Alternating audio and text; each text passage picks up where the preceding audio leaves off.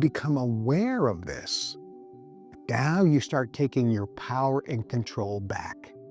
But if you are asleep and you're not aware of it, it's so easy to manipulate you and control you and get you to do whatever I want, anytime I want. This covert sound and audio technology, these techniques that you say is being used on civilians, what kind of effects do they have physiologically and psychologically? What do these techniques do to people? This is really non-lethal suppressive technology. It's in widespread use by governments. Science has now proven in laboratories that it has physiological and emotional effects, adverse effects, such as depression, anger,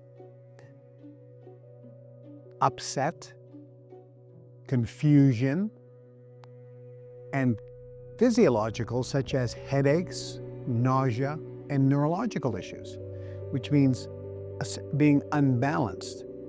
So this is in widespread use, and it has now been proven that in the US and the UK, there is absolute proven evidence that this has been used by governments to try to disperse crowds.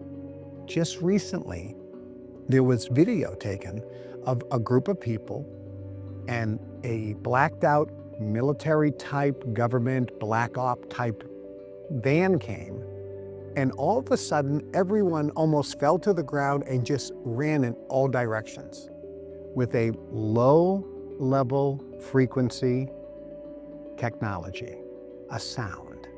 So imagine 1,000 people are gathered, a government truck or van pulls up, doesn't have to be big, and a small device just gets turned on. Of course, their ears are plugged.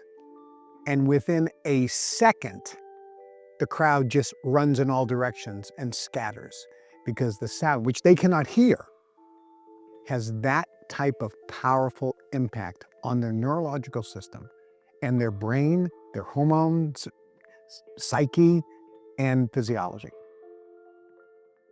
You say there's proof that the US government, for instance, has used sound to suppress. This is documented. Non-lethal acoustic weapons. That's what the US Department of Defense calls it. It's documented. It's been used in conflict. It's been used against civilians. It's been used against military. It's been studied, researched, most of it behind the scenes. But there's plenty of documents from the government showing that this is real. Dispersing crowds, inflicting physical pain, disorientation, confusion, anger, making people docile and suppressive. It's there. Sound and the waves that are being used out there as a weapon is something that people really need to be aware of. And if they're not aware of it, they're going to be lulled into a sleep. They're going to be lulled into sleep. You know, you take a frog and you throw it in a pot of boiling water. The frog jumps out. He doesn't want to die. You take a frog and you put him in some water and turn the heat on, and it slowly begins to come up to a boil, he cooks because they never saw it coming. He just felt it's a little warmer. Oh, it's a little warmer.